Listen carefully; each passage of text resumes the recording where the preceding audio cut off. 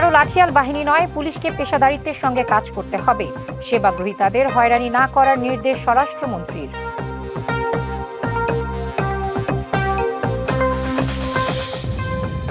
দেশজুড়ে তীব্র সংকটের মাঝে কিশোরগঞ্জে পাইপ ফেটে বেরিয়ে যাচ্ছে গ্যাস।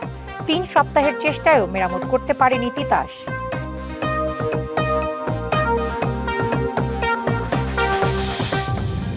নরসিংদীতে বাড়িতে ঢুকে মাথায় ও পায়ে গুলি করে হত্যা। ফরিদপুরে মেয়ে শিশুর মরদেহ উদ্ধার। পরিবারের অভিযোগ পরিকল্পিত হত্যা।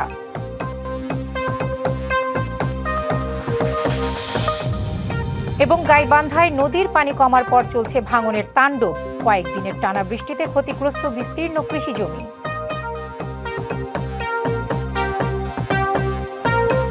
দেখছিলেন মার্কেন্টাইল ব্যাংক ডিবিসি সারা বাংলা সংবাদ শিরোনাম। এবার জানাবো খবরের বিস্তারিত। আপনাদের সাথে আছি আফসানা পিয়া। জনগণের আস্থা অর্জন এবং আইনের শাসন প্রতিষ্ঠায় দায়িত্বশীল ভূমিকা পালনের নির্দেশ দিয়ে স্বরাষ্ট্রমন্ত্রী স্মরণ করিয়ে দিলেন, পুলিশ কোনো দলের বা গোষ্ঠীর লাঠিয়াল বাহিনী নয়। সকালে রাজশাহীর সারদায় নবীন অফিসারদের প্রশিক্ষণ সমাপনী কুচকাওয়াজে তিনি আরও বলেন, ফ্যাসিবাদী হাসিনা সরকার আমলে অন্যান্য প্রতিষ্ঠানের মতো পুলিশ বাহিনীও ক্ষতিগ্রস্ত হয়েছে। ২৭তম বিসিএস পরীক্ষায় উত্তীর্ণ হওয়ার পরও প্রায় ১.৫ যুগ ছিলেন নিয়োগ বঞ্চিত। পরবর্তীতে আইনি প্রক্রিয়ায় নিয়োগের সুপারিশ পান। অবশেষে ১ বছর মেয়াদী মৌলিক প্রশিক্ষণ সংক্ষিপ্ত করে ৬ মাস শেষ হয়েছে। ৫৬ শিক্ষানবিশ সহকারী পুলিশ সুপারকে এরই মধ্যে বাস্তবভিত্তিক প্রশিক্ষণের জন্য বিভিন্ন জেলায় সংযুক্ত করা হয়েছে। রবিবার সকালে রাজশাহীর সারদায় ২৭তম ব্যাচের শিক্ষানবিশ সহকারী পুলিশ সুপারদের কুচকাওয়াজ অনুষ্ঠানে স্বরাষ্ট্রমন্ত্রী বলেন, ফ্যাসিবাদী আমলে অন্যান্য প্রতিষ্ঠানের মতো পুলিশ বাহিনীও ক্ষতিগ্রস্ত হয়েছে। আইনের শাসন প্রতিষ্ঠায় পুলিশ বাহিনীর ভূমিকা অগ্রগণ্য। বিগত ফ্যাসিবাদী সরকারের আমলে অন্যান্য সকল প্রতিষ্ঠানের ন্যায় পুলিশ বাহিনীও ক্ষতিগ্রস্ত হয়েছে। দুর্নীতির বিরুদ্ধে শূন্য সহনশীলতার নীতি অনুসরণ করার নির্দেশ দিয়ে সেবাগ্রহীতা যেন কোনো রকম হয়রানির শিকার না হয় সেদিকে লক্ষ্য রাখার আহ্বান জানান মন্ত্রী। পুলিশ কোনো বিশেষ দলের বা গোষ্ঠীর লাঠিয়াল বাহিনী নয়, বরং পুলিশ হবে জনগণের কৃত্রিম বন্ধু। সেবা নিতে এসে কেউ যেন কোনো বৈষম্যের শিকার না হয় সেই বিষয়ে আপনাদের সচেষ্ট থাকতে হবে। বর্তমান সরকারের প্রধান অগ্রাধিকার হচ্ছে আইন শৃঙ্খলা পরিস্থিতি নিয়ন্ত্রণের মাধ্যমে জনমনে স্বস্তি প্রদান ও শান্তি প্রতিষ্ঠা করা। এর আগে শিক্ষানবিশ সহকারী পুলিশ সুপারদের অভিবাদন গ্রহণ ও প্যারেড পরিদর্শন করেন তিনি। বিভিন্ন ক্যাটাগরিতে শ্রেষ্ঠত্ব অর্জনকারীদের হাতে পুরস্কার তুলে দেওয়া হয়। DBC news desk. বিএনপি ন্যায় বিচার, আইনের শাসন এবং সামাজিক ইনসাফ প্রতিষ্ঠা করতে চায়।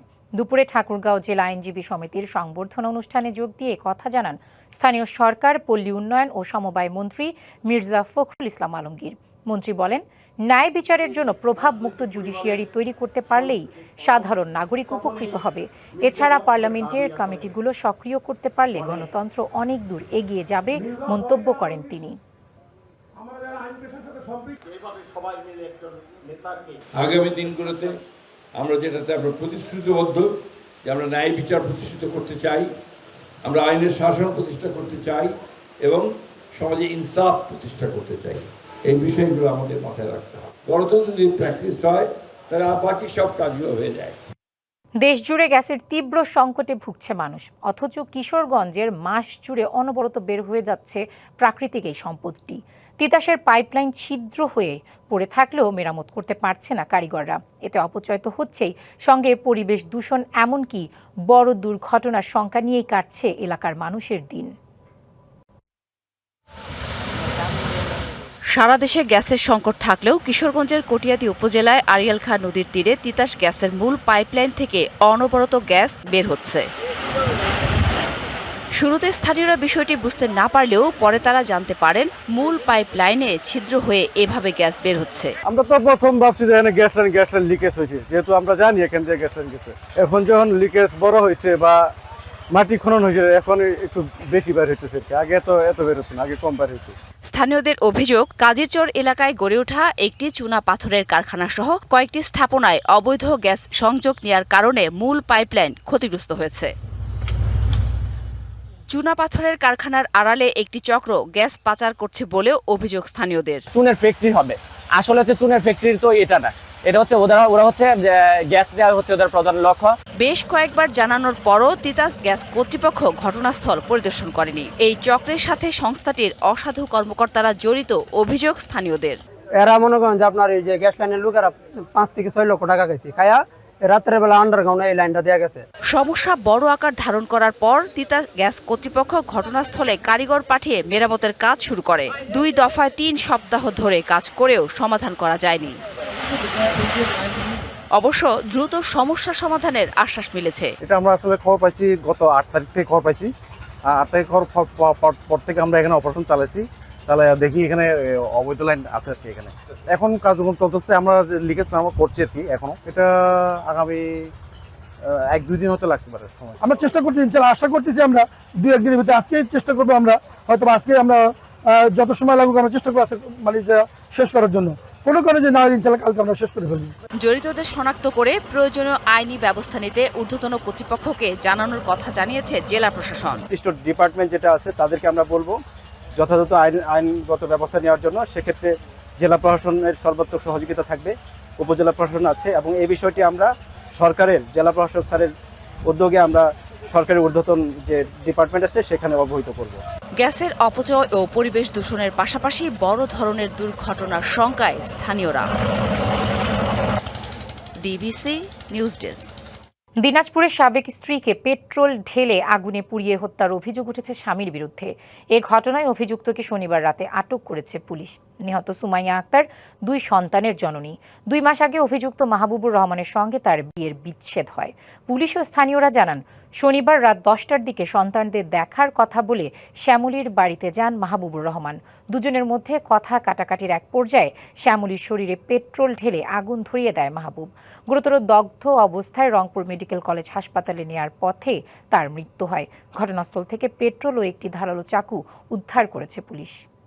সিলেটে চায়ের দোকানে বসে বন্ধুদের সঙ্গে আড্ডা দিতে দিতে এইচএসসি পরীক্ষার উত্তরপত্র মূল্যায়নের অভিযোগে এক কলেজ শিক্ষককে আটক করা হয়েছে। নেওয়া হচ্ছে বিভাগীয় ব্যবস্থা। প্রায় 1 বস্তা উত্তরপত্র জব্দ করেছে সিলেট মাধ্যমিক ও উচ্চ মাধ্যমিক শিক্ষা বোর্ড। শনিবার রাত 11:30টার দিকে শাহজালাল বিজ্ঞান ও প্রযুক্তি বিশ্ববিদ্যালয়ের প্রধান ফটক সংলগ্ন একটি চায়ের টং দোকানে অভিযান চালানো হয়। অভিযুক্ত শিক্ষককে জালালাবাদ থানায় নেওয়া হলে শিক্ষা বোর্ডের পক্ষ থেকে একটি সাধারণ ডায়েরি করা হয়। অভিযুক্ত শিক্ষক ইকবাল হোসেন সোহান সিলেট মেট্রো সিটি ওমেন্স কলেজের বাংলা বিভাগের প্রভাষক। শিক্ষা বোর্ড বলছে ঘটনাটি গুরুত্বের সঙ্গে তদন্ত করা হচ্ছে। অভিযুক্ত শিক্ষকের বিরুদ্ধে প্রয়োজনীয় প্রশাসনিক ব্যবস্থা নেওয়া হচ্ছে। স্থানীয়দের অভিযোগ, শুধু শনিবারই নয়, আগের রাতেও একই স্থানে কয়েকজন মিলে উত্তরপত্র মূল্যায়নের কাজ করেছে। নাটোরের সিংড়ায় খেজুর তলায় সড়ক দুর্ঘটনায় আফজাল হোসেন নামে এক মাছ ব্যবসায়ী নিহত হয়েছেন। এ ঘটনায় আলামিন নামের আরও একজন গুরুতর আহত হয়েছেন। ভোরে নাটোর বগুড়া মহাসড়কের লালোর ইউনিয়নের খেজুরতলা এলাকায় এ দুর্ঘটনা ঘটে। পুলিশ ও ফায়ার সার্ভিস জানায় একটি পিকআপ সিংড়া মাছ আড়তের দিকে যাচ্ছিল। পথে একটি ট্রাকের পেছনে ধাক্কা দিলে পিকআপটির সামনের অংশ দুমড়ে মুচড়ে যায়। এতে ঘটনাস্থলে আফজালের মৃত্যু হয়। হাইওয়ে পুলিশ জানায়, দুর্ঘটনার পর পিকআপের ড্রাইভার ইলিয়াস আলী ভূঁইয়া পালিয়ে গেছে। নিহতের মরদেহ নাটোর সদর হাসপাতাল মর্গে পাঠানো হয়েছে।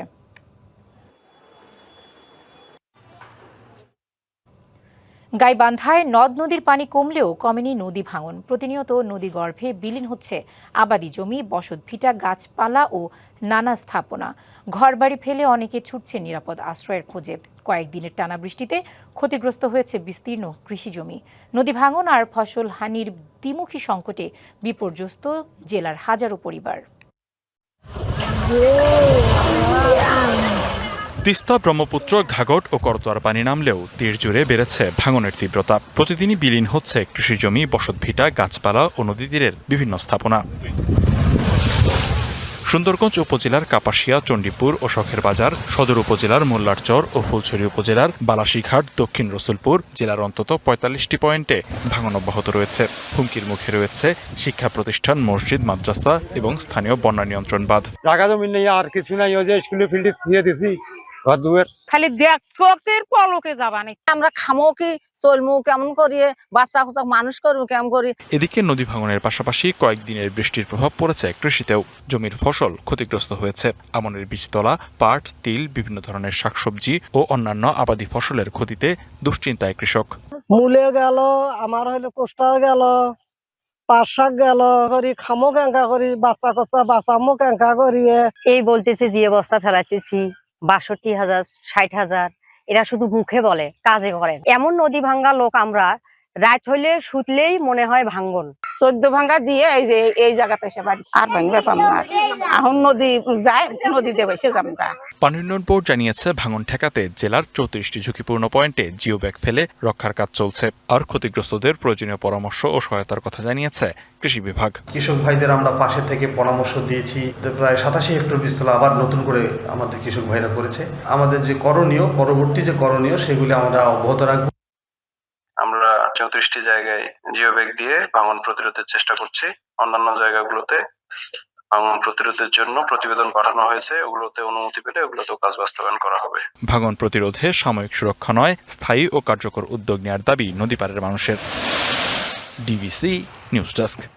নারায়ণগঞ্জে কেপিআই-ভুক্ত স্থাপনা পদ্মা পেট্রোলিয়ামে দলবল নিয়ে প্রবেশ করে মহড়া এবং হুমকি দেওয়ার অভিযোগ উঠেছে মহানগর কৃষক দলের সাধারণ সম্পাদক সাইফুদ্দিন মোহাম্মদ ফয়সালের বিরুদ্ধে।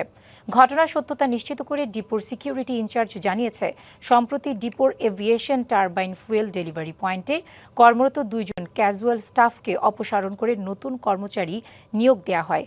শনিবার বেলা 11টার দিকে ফয়সাল ও তার সহযোগীরা দলবল নিয়ে ডিপোতে প্রবেশ করেন। নবনিযুক্ত 2 কর্মচারীকে চলে যেতে বলেন এবং পুরনো কর্মচারীদের পুনর্বহাল করতে হুমকি দেন। এই ঘটনার জেরে আজ সকালে পদ্মা ডিপো পরিদর্শন করেছেন সংশ্লিষ্ট দপ্তরের একটি প্রতিনিধি দল। তবে হুমকির অভিযোগ অস্বীকার করে অভিযুক্ত ফয়সাল দাবি করছেন, শ্রমিকদের সমস্যার বিষয়ে কথা বলতে গিয়েছিলেন তিনি। এ বিষয়ে কোনো অভিযোগ পায়নি জানিয়েছে পুলিশ। সিলেটের সীমান্তবর্তী এলাকা থেকে 90 লাখ টাকা মূল্যের চোরাই পণ্য জব্দ করেছে 48 বিজিবি। বাংলা বাজার, তামাবিল, প্রতাপপুর সহ বেশ কিছু সীমান্ত থেকে এসব পণ্য জব্দ করা হয়। বিজিবি জানায়, ভারত থেকে আসা চোরাই পণ্যের মধ্যে রয়েছে ভারতীয় গরু, কসমেটিক্স, জিরা, কম্বল ইত্যাদি। আর বাংলাদেশ থেকে পাচার হচ্ছিল রসুন। বিজিবি সিলেট 48 ব্যাটালিয়নের CO lieutenant colonel Nazmul Haque জানান, আটক চোরাই পণ্যের বাজার মূল্য আনুমানিক 90 লাখ টাকা।